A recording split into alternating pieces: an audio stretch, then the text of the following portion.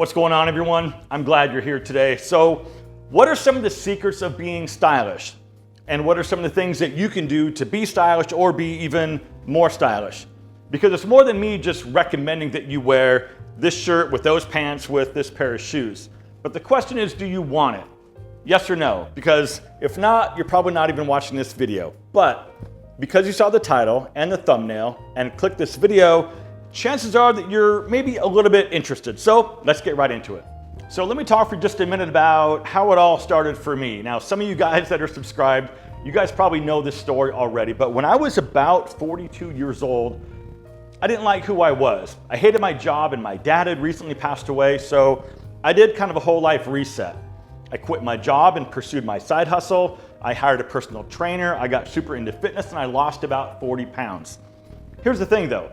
Once you lose 40 pounds, nothing in your closet fits. So in my case, if I had to buy a brand new wardrobe, I kind of had to figure out what was age appropriate, but also, cool at the same time, right? I didn't want to dress like a kid and I didn't want to look like an old man either.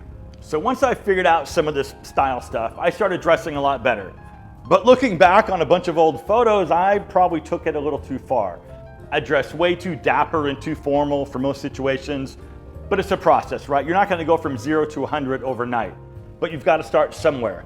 It's a process and a journey to eventually get to a place where you feel comfortable and then land on something that you identify with that will ultimately become your style.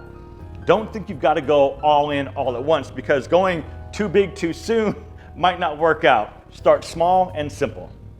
You've got to take some risks. I mean, look, as men, we like what we like, and we usually go with whatever's simple and whatever worked for us, like back when we peaked, right? So if you peaked in college, you're probably still stuck in that decade, and it gets harder and harder as time goes on to, get out of your comfort zone and try anything new. I mean, if you see a piece of clothing in a store or maybe on some other guy, and you think to yourself that there's no way you could ever pull that off, ask yourself, why not? Why can't you pull it off? I mean, it's just a pair of shoes, or it's just a shirt.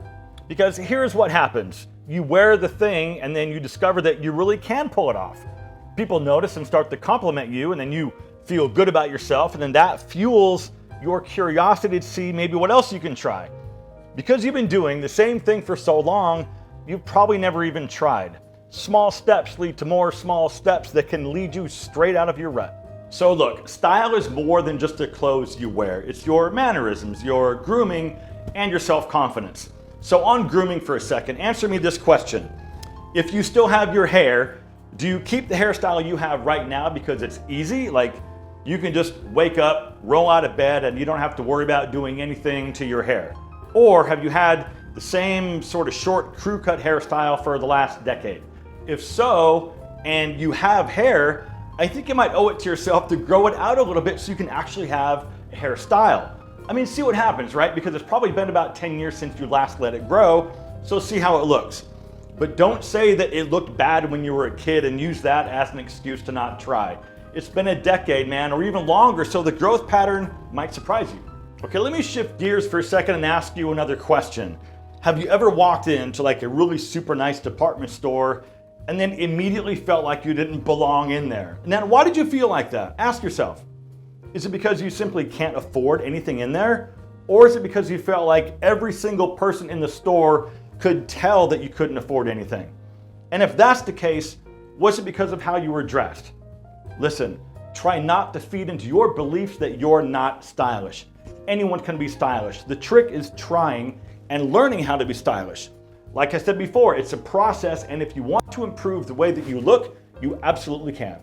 So maybe you've never been exposed to menswear or men's fashion like back when you were a kid growing up, but you found me right here on YouTube. And there's lots of other guys right here on YouTube talking about men's style. So I encourage you to watch everyone.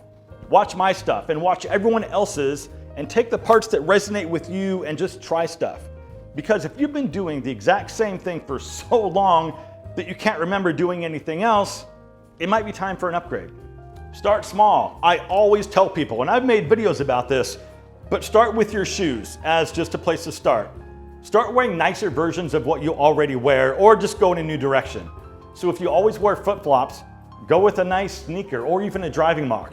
If you wear all black sneakers every day, try white or even brown. Just something different than what you normally do.